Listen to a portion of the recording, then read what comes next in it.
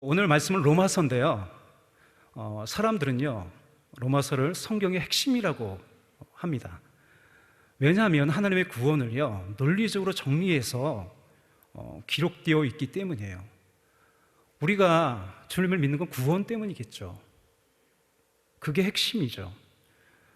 바울은 하나님의 계시를 받았어요. 그래서 예수 그리스도의 십자가와 부활이 우리에게 진정으로 어떤 의미가 있는지 알게 되었어요.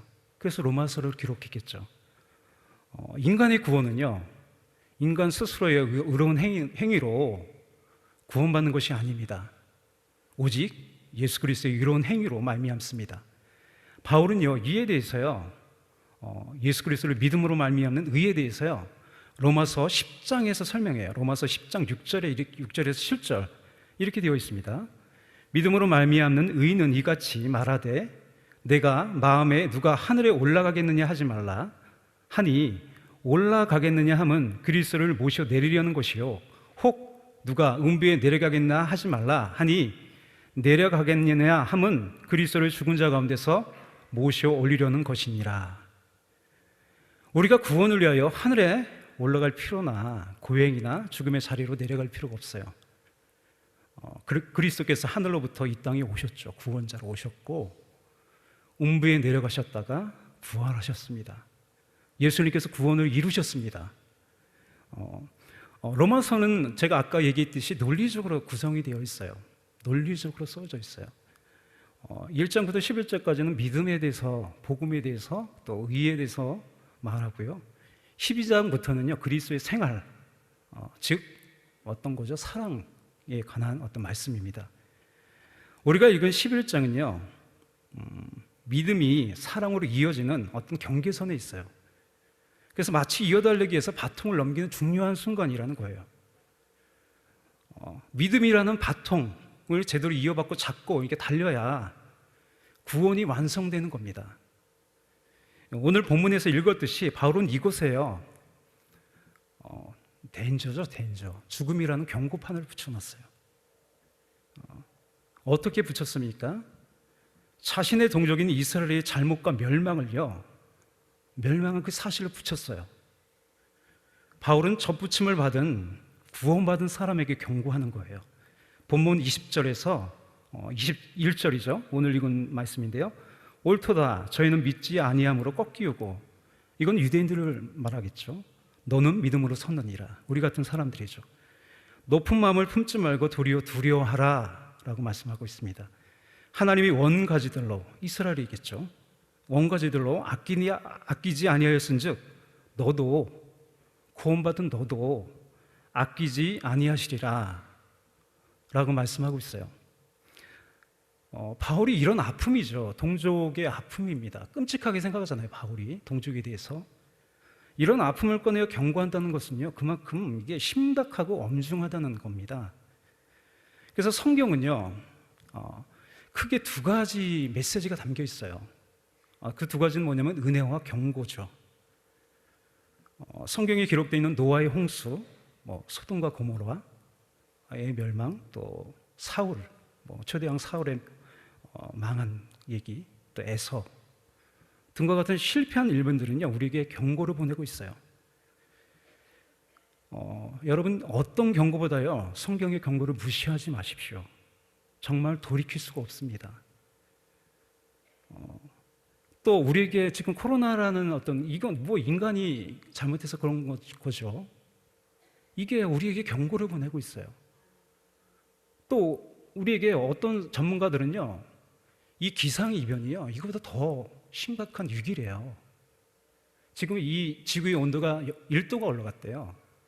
이게 사람의 체온하고 똑같답니다. 36.5도가 37.5도가 된 거예요. 그러니까 여러 가지 기근이 있고 여러 가지 그런 기상이변들이 나타나고 있잖아요. 그래서 이 세대에 이걸 막지 않으면 큰일 난답니다. 진짜 돌이킬 수가 없대요. 그래서 이런 기상이나 이런, 예수님께서 말씀하셨잖아요, 천지지변에 대해서 경고를 삼으라고 말씀했죠. 그래서 고린도전서 10장 11절 이렇게 말합니다. 저에게 당한 이런 일이 거울이 되고 또한 말세를 만난 우리의 경계로 기록하였느니라. 여러분, 신앙생활은 잘 살고 못 살고의 문제가 아닙니다. 죽고 사는 생명이 걸린 문제입니다. 그래서 구원받은 우리는, 하나님께 접붙임받은 우리는 어떻게 살아가야 되냐면 이스라엘 사람들처럼요, 자긍하지 말아야 돼요. 그래서 그 앞쪽에 보면요, 11장 18절 보시면 이렇게 되어 있습니다. 한번 성경 보십시오. 그들을 향하여 자긍하지 말라. 자긍할지라도 내가 뿌리를 보존하는 것이 아니요 뿌리가 너를 보존하는 것이니라. 우리는요, 하나님 백성이라는 자긍심을 가져야 합니다. 하지만 겸허한 그런 자긍심을 가져야 돼요. 이 자긍심이 잘못 발전하면요, 자만심이 되기 쉽습니다. 그것이 과거 이스라엘의 어떤 잘못이었어요. 하나님이 특별히 선택받다는 어떤 지나친 선민의식이 있었습니다. 제가 신학교에 처음 갔는데요, 제가 42살에 신학교를 했거든요.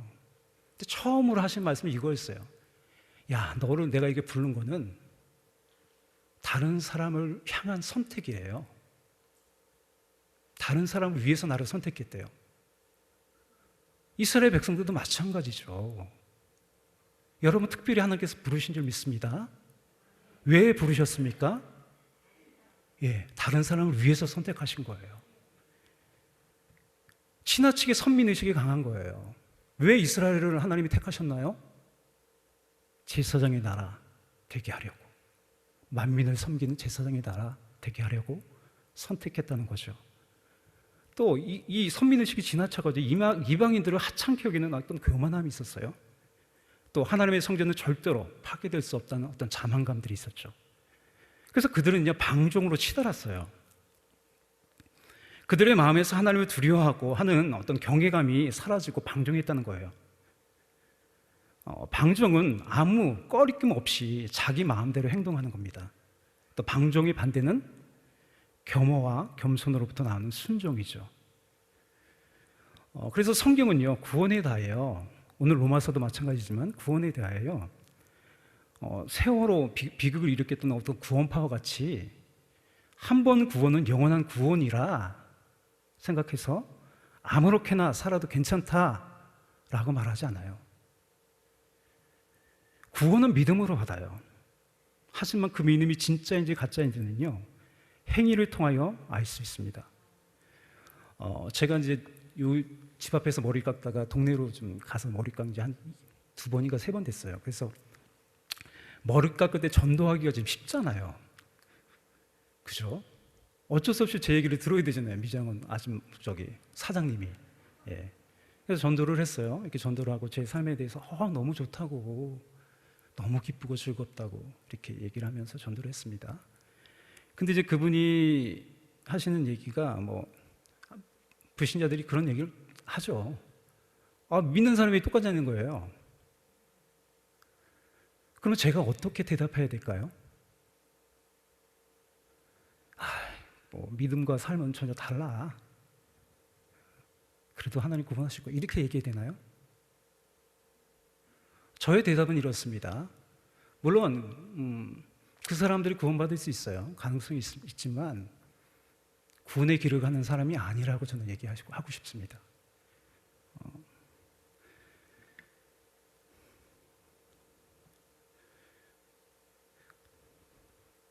우리가 아까 제가 그랬잖아요. 믿음이 진짜인지 가짜인지는 행위를 통하여 알 수 있다고. 이 말은요, 그리스도밖에 행위를 어떤 강조하는 말이 아닙니다. 더욱 그리스도께 붙어 있는 믿음을 강조하는 말이에요. 그래서 로마서 1장 10절에 이렇게 얘기하죠. 복음에는 하나님의 의가 나타나서 믿음으로 믿음에 이르게 하나니. 페이스 투 페이스죠. 믿음으로 믿음에 이르게 한다고 하는 거예요. 하나니 기록된 바 오직 의인은 믿음으로 말미암아 산다고 기록되어 있어요. 오늘날 기독교의 심각한 문제는요, 영지주의죠. 영지주의처럼 신앙을 관념화하는 거예요. 관념화. 이 생각. 영지주의라는 게 이런 거거든요. 영적인 비밀을 깨닫는 구원을 받는다는 거예요. 지적인 거라는 거예요, 이게.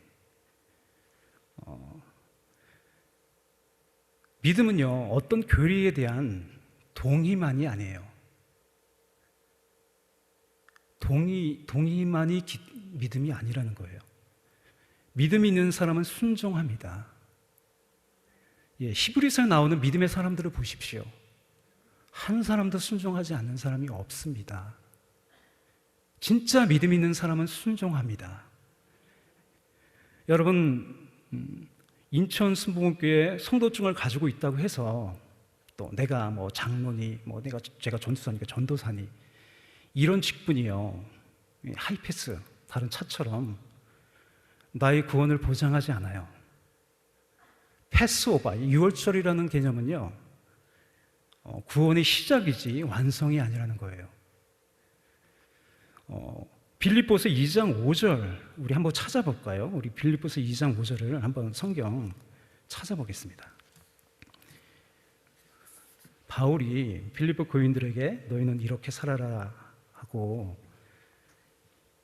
굉장히 유명한 말씀입니다. 그래서 5절에 이렇게 되어 있어요. 너희 안에 이 마음을 품으라. 곧 그리스도 예수의 마음이니 하고, 우리 7절 보면요, 예수님의 마음에 대해서 얘기하는데 오히려 자기를 비워 종의 형체를 가져 사람들과 같이 되었고 사람의 모양으로 나타나셨음에 자기를 낮추시고 죽기까지 복종하셨으니 곧 십자가에 죽으심이라. 쭉 넘어와서요, 12절에 보면 이 말씀이 연결된 거예요. 연결된 거예요. 그러므로 나의 사랑하는 자들아, 너희가 나 있을 때뿐 아니라 더욱 나 없을 때에도 항상 복종하여 두렵고 떨림으로 너희 구원을 이루라. 아멘. 우리가 예수님의 마음을 가지고요, 복종하고 사는 것이 구원의 길을 가는 거예요. 믿습니까? 바울도요, 이렇게 고린도전서 9장 27절에서 말하고 있어요. 내가 내 몸을 쳐 복종케 함은 내가 남에게 전파한 후에 자기가 도리어 버림이 될까 두려워한다고 말하고요. 빌립보서 3장 12절 이렇게 말합니다. 내가 이미 얻었다 함도 아니요 온전히 이루었다 함도 아니라 오직 내가 그리스도 예수께 잡혀가 된 그것을 잡으려고 달려가노라. 그래서 구원받는 사람의 특징이 있어요. 어떤 특징이 있냐면 이미와 아직의 긴장 상태에 있는 사람이에요. 저는 그 사람들이 보여요. 조금 이미와 아직의 긴장 상태에 있는 사람이 진짜 구원의 길을 가는 사람입니다. 다시 본문으로 돌아와서요. 본문 22절이죠. 그러므로 하나님의 인자와 어미를 보라. 이 어미란 말이 준엄하고 엄격하다는 거죠. 보라, 넘어지는 자들에게는 어미가 있으니 너희가 만일 하나님의 인자에 거하면 그 인자가 너희에게 있으리라. 그렇지 않으면 너도 찍히는 바 되리라. 인자는 하나님의 자비로운 사랑입니다. 이 어미는요, 거짓과 악이 용납될 수 없음을 나타내죠. 하나님은요, 심판자이신 크고 두려우신 분이에요. 또 어미는요, 변함없는 하나님의 영광과 신실을 드러내는 말입니다. 그래서 하나님에게는요, 거짓이 통하지 않아요. 위선이 통하지 않아요. 그래서 사람들은 하나님께 나가는 것이 참 어렵다고도 해요. 그리고 제가 이제 홀마 우리 찬양팀을 이제 양육하고 있는데 제가 이런 얘기를 해요. 찬양할 때 보이스 피싱 하지 말아라. 피싱이라는 게 낚시잖아요, 낚시. 하나님한테는 보이스 피싱이 받아들여질 수가 없어요. 어미하신 분이시죠. 진실하신 분이시죠. 그래서 저는요, 이게 오히려 우리에게 소망인 줄 믿습니다. 왜냐하면요, 세상은 진실이 통하지 않을 수도 있잖아요. 그러나 하나님에게는요, 진실이 통한다는 거예요. 이제 어미로운 공급판을 봤잖아요, 우리가. 12장으로 넘어가겠습니다. 12장부터 15장까지는 그러므로로 시작하는 구원받는 사람이 과연 어떻게 살아야 하는가에 대한 어떤 실제적인 부분입니다. 어떻게 인사함 가운데 거하여 하나님의 백성으로서의 정체성을 가지고 살 것인가. 12장 1절, 2절이 그 핵심이 되는 말씀이에요. 이것은요, 구약 시대에 구원받은 이스라엘 백성에게 시내산의 그 어미로운 영광 속에서 율법을 주신 것과 비슷해요. 맞습니다. 십계명은 구원받은 사람이 어떻게 살아가야 하는가, 오늘 어떤 본문과 동일한 위치에 있어요. 그래서 한번 우리 그 출애굽기 20장을 좀 보겠어요. 우리 출애굽기 20장을 좀 펴볼까요? 구약 십계명이 출애굽기 20장에 있거든요. 있고 또 신명기 5장에 있는데 오늘은 출애굽기 20장만 볼게요. 여러분 잘 아시는 십계명이죠. 다 피셨나요? 여기 보시면 좀 특징이 있습니다. 10번째 계명은요, 마음에 관한 계명이에요. 다른 것들은 다 행동에 관한 계명이에요. 그죠? 탐내지 말라는 계명이죠. 그래서 우리가 이렇게 이 계명들을 보면 누가 우상을 숭배하나요? 신을 사랑해서요? 우상을 섬김으로 무언가를 얻으려 하는 거죠. 탐심이죠. 누가 거짓 증거하나요? 이때 당시에, 이 기록할 당시에 이 거짓 증거의 계명은 이런 거였어요. 진짜 재판 자리에서 뇌물을 받고요, 거짓 증인이 되는 거예요. 그럼 어떻게 되나요? 재판이 공평하게 이루어지지 않겠죠. 사람들은 묻빛건 하지만 말을 안 해요. 그것도 거짓 증인이죠. 본 것을 봤다고 얘기해야 되는데 얘기하지 않는다는 거예요. 왜요? 뇌물을 받고. 여러분, 부모 공경도 그런 계명이에요. 1차적인 거는 뭐냐면 부모님들이 이제 나이를 먹어서 힘들잖아요. 살 수가 없는 거잖아요. 보양이 필요하죠. 그래서 부모 공경을 하나님께 주신 거거든요. 우리 안식일 계명이요, 그래서 가장 길어요. 그래서 그 모든 계명이 열쇠죠. 탐내지 말라는 계명. 근데 제가 얼마 전부터 제가 그 월요일 날 하나님께서 그런 마음을 주셔가지고 제가 금식을 하면서, 오늘도 좀 금식하고 올라왔는데 제가 핸드폰을 꺼버려요. 그래서 한 2개월 정도 지났는데, 안식일 계명이 이 탐내지 말라는 계명하고 연관되어 있구나라는 걸 제가 깨달았어요. 안식일 계명이 가장 길고요, 여러분 잘 아시니까. 또 모세 오경에서요, 다른 계명보다 자주 언급하고 강조해요. 또 에스겔, 에르미야 선지 같은 선지자가요, 안식일 계명을 지키지 않는 이스라엘 백성들을 신랄하게 비판해요. 지적해요. 그만큼 이스라엘이 하나님의 백성으로서의 정체성을 지키는데 가장 중요했던 계명이라는 거예요, 이게. 그래서 실제로요, 안식일에 나무를 하다가 죽임을 당한 사람이 기록되어 있어요. 왜 이렇게 엄격했을까? 다른 사람 죽였는데 죽이는 건 그렇다고 쳐요. 근데 안식일을 범했다고 해서, 일을 했다고 해서, 나무를 했다고 해서 죽인다? 굉장히 엄격하잖아요. 그럴 만한 이유가 있었던 거죠. 자신들의 정체성을 지키는데 가장 중요했던 계명이었던 거죠. 안식일 계명은요, 샤바트, 모든 일을 중지하고 하나님을 기억하는 거예요. 그래서 하나님의 백성으로서의 구별된 정체성을 지키는 것입니다.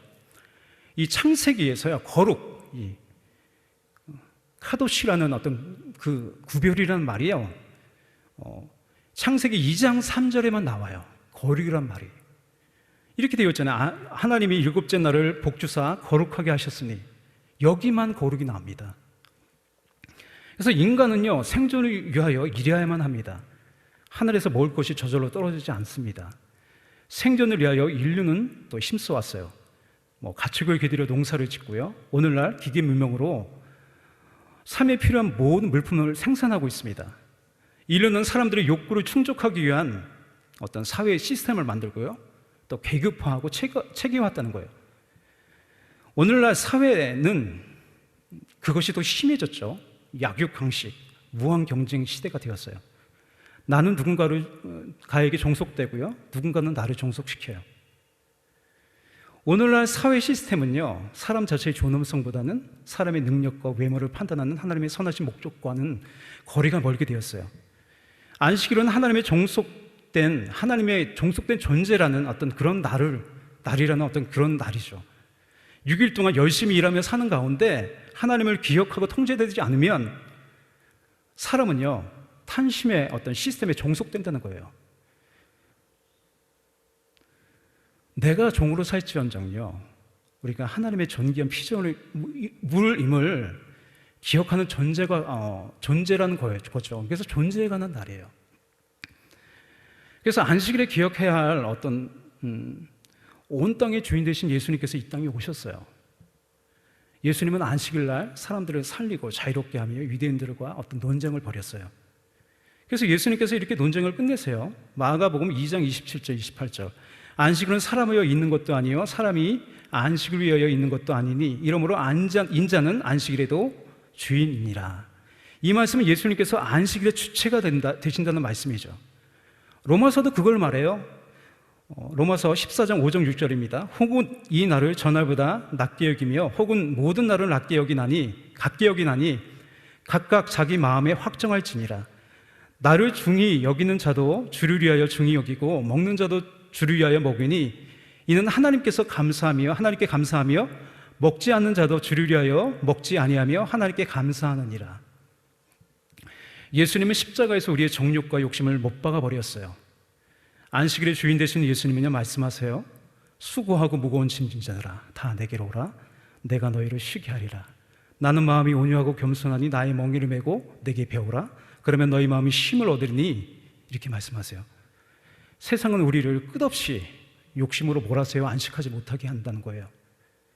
참된 안식은요 예수님에게 나와서요 온유죠. 온유란 말은 자기 중심성이 깨지는 거예요. 근데 이게 비참하지 않아요. 전혀. 우리에게 안식을 줘요. 온유와 겸손을 배움으로 얻는 거죠. 기독교 공동체는요 모든 날이 주님의 날이지만 또 한 주간의 첫날인 일요일을요 모두 함께 모여 예배하는 주님의 날로 지키기로 결정했어요. 여러분의 주일은 어떻습니까? 진짜 주님과 함께 주님의 날로 지키십니까? 오늘날도 안식일의 그 정신은 유효해요. 그래서 이사야서 58장 13절 14절 이렇게 말합니다.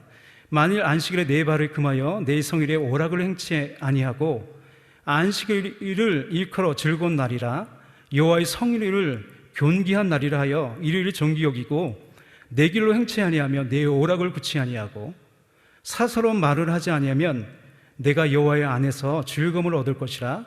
내가 너를 땅의 높은 곳에 올리고 내 조상 야곱의 업으로 기르리라. 여호와의 입의 말이니라. 다시 우리 본문으로 돌아가겠습니다. 1절이죠.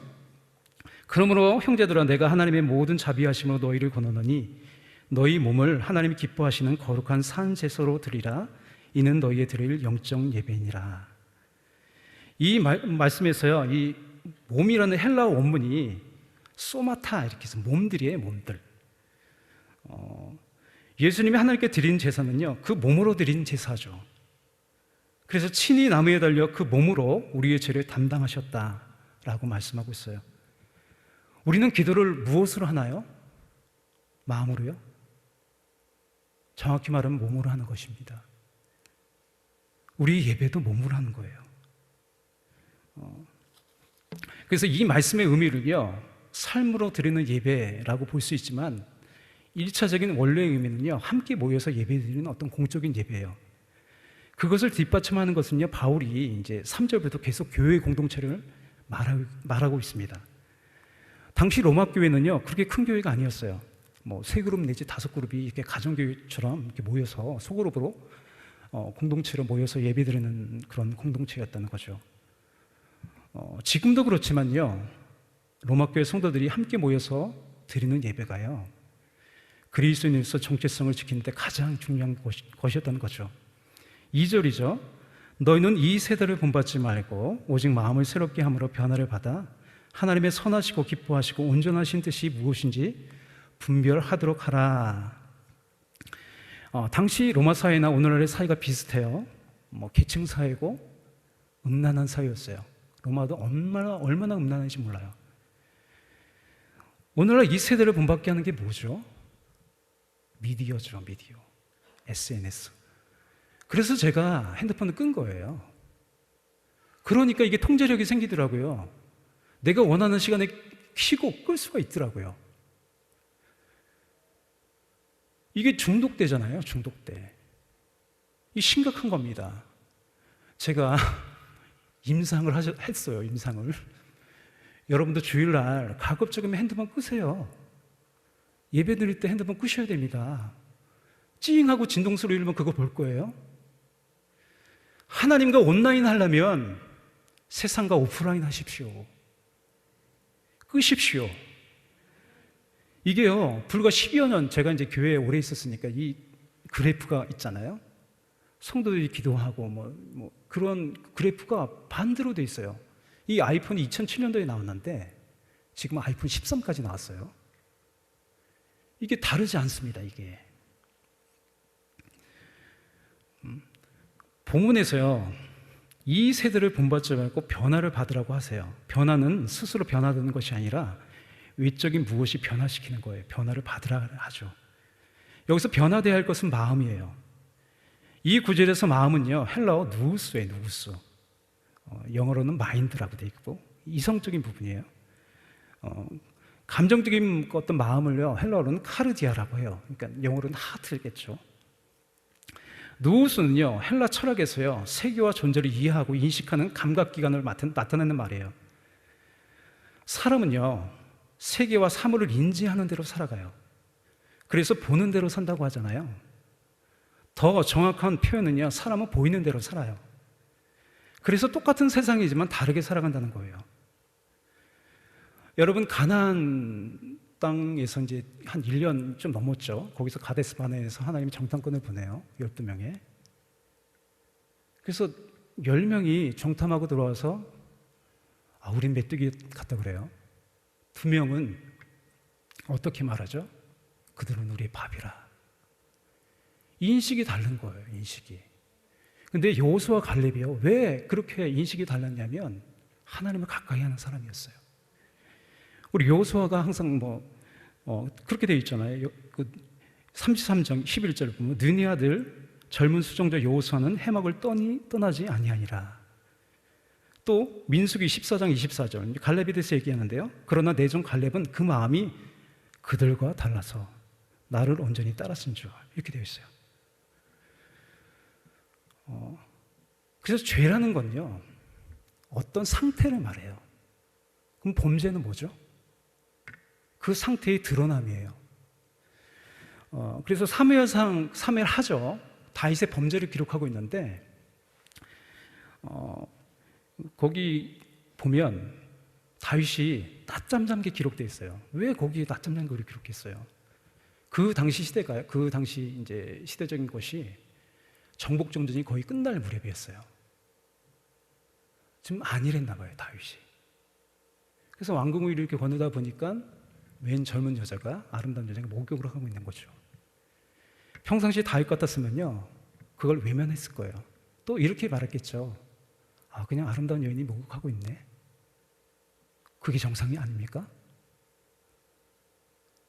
근데 이제 다윗이 그냥 엄청난 죄를 졌죠. 그래서 저는 여러분에게 질문하고 싶어요. 여러분은 어떤 감각을 가지고 계세요? 여러분들이 보고 인지하는 모든 것들이 그게 진짜 사실입니까? 그래서 저는 착각이란 말이 좀 생각이 났어요. 착각은요, 실제가 아닌 것을 이제 진짜 것으로 인식하는 거예요. 사람이 눈에 보이는 것은요, 엄밀히 말하면 실제가 아니에요. 그렇게 보일 뿐이죠. 우리의 눈은 그렇게 완전하지 않아요. 사람은요, 지성의 한계를 인정하지 않고 과학을 맹신해요. 과학은 세상으로 표현된 법칙을 조금 알 뿐이에요. 여러분들이 보고 인지하는 세상은 실제일까요? 또 이렇게 말하잖아요. 나 정도면 저 사람보다 의롭지 않나? 라고 생각해요. 그래서 저는 이게 이제 고린도후서 말씀인데, 제가 고린도후서의 부제를 달라면 착각하지 마세요. 바울은요, 육체에 가시가 있었어요. 그래서요, 바울은 자기 자신을 의지하지 않았어요. 약함을 자랑한다 하잖아요. 바울이 바라본 건 뭡니까? 주님을 의뢰했죠. 그래서 바울이 이렇게 고백해요. 우리는 믿음으로 살아가지 보는 것으로 살아가지 아니합니다. 또 4장 18절에 보면 우리가 주목하는 것은 보는 것은 보이는 것이 아니요 보이지 않는 것이니 보이는 것은 잠깐이요 보이지 않는 것은 영원합니다 말씀하고 있어요. 여러분 이 세대를 본받지 말고요 마음의 변화를 받으세요. 그 변화의 시작은요 멈춤이라고 저는 생각합니다. 주일날이나 날마다 정한 시간에 이 세상의 모든 것들을 중단하고요 마리아처럼, 우리 누나가 마르다잖아요. 마리아처럼 주님 발 앞에 앉으십시오. 그러면 예수님의 피로 정결케 되고요 성령의 의롭게 하심이 있어요. 변화가 일어나요. 요한 1서 1.9절 이렇게 말합니다. 만일 우리가 우리의 죄를 자백하면 저는 미쁘시고 의로우사 우리 죄를 사하시며 용서하신다는 거죠. 깨끗하게 하신다는 거죠. 모든 불의, 이게 아디카스가 있는데 이게 아가 부정어거든요. 그러니까 불이라는 건 뭐냐면 의가 없는 거예요. 이 말씀은 무슨 말씀이냐면 용서도 해주시죠. 용서하시고 우리 마음을 깨끗하게 하시죠. 그리고 우리 마음가운데 의로움을 주신다는 거예요. 죄를 짓지 않게 하신다는 거예요. 그래서 이제 우리는 변화를 받았어요. 이제 욕심으로 또 의무감으로 또 책임감으로 뛰던 이 맥박이죠. 심장이 사랑으로 뛰게 되는 거예요. 바울도 내가 그리스도의 심장을 가졌다고 말합니다. 그렇게 되면요 내가 얼마나 존귀한 사람인지 알게 돼요. 또 내 주위에 있는 사람이 얼마나 존귀하고 소중한 사람인지 알게 돼요. 마음의 변화는 세상이 어떠하더라도요 세상 속에서 구별된 사람으로 살아가게 하고 또 하나님의 선하시고 기뻐하시고 완전하신 뜻 가운데 거룩하고 존귀한 하나님의 자녀로 살게 한다는 겁니다. 아멘이십니까? 그래서 제가 설교가 그렇게 유창하지는 않죠. 제가 몇 가지를 얘기한 것 같은데 제가 안식일에 대해서 얘기했고 중단에 대해서 얘기했고 또 변화에 대해서 얘기했어요. 또 처음에 뭘 얘기했죠? 경고에 대해서 얘기했습니다. 이 말씀을 기억하시고 날마다 구원의 길로 날마다 한 걸음씩 나아가는 여러분 되시길 바랍니다. 이 시간 마지막으로요 제가 로마서에서 가장 감명 깊게 읽은 거는요 로마서 마지막 장이에요. 거기에 바울이 베베를 언급하고 26명의 사람들을 언급해요. 그렇죠? 거기 보면 그래서 저는 여기 이 본문에서 두 가지를 느꼈어요. 하나님이 바울이 그 사람 이름 앞에 수식어를 붙여요. 나의 충성스러운 사람, 나의 사역자, 나의 일꾼. 이게 진짜입니다. 여러분 이름 앞에 어떤 수식어가 붙을 것 같습니까? 오늘 바울은요 진짜 복음으로 산 사람이에요. 이 초대교회 로마교회 성도들 진짜 복음으로 산 사람입니다. 바울이 복음을 증언하죠. 또 로마서의 이 성도들이 복음을 증언하고 있습니다. 우리도 그런 사람 되길 원합니다. 기도하겠습니다. 사랑과 은혜가 풍성하신 주님 감사합니다. 오늘도 우리를 불러주셔서 이같이 변화의 자리로 우리 마음이 새롭게 되는 자리로 우리를 인도하시니 감사합니다. 하나님 우리를 거룩하고 의롭게 주님 만들어 주십시오. 성령으로 새롭게 되게 하여 주옵소서. 이 시간 기도할 때 하늘 문을 여시사 우리와 만나 주시고 주님의 거룩하심 임하는 거룩한 시간으로 주님 인도하여 주옵소서. 감사드리고 찬양하며 예수님의 이름으로 기도합니다. 아멘.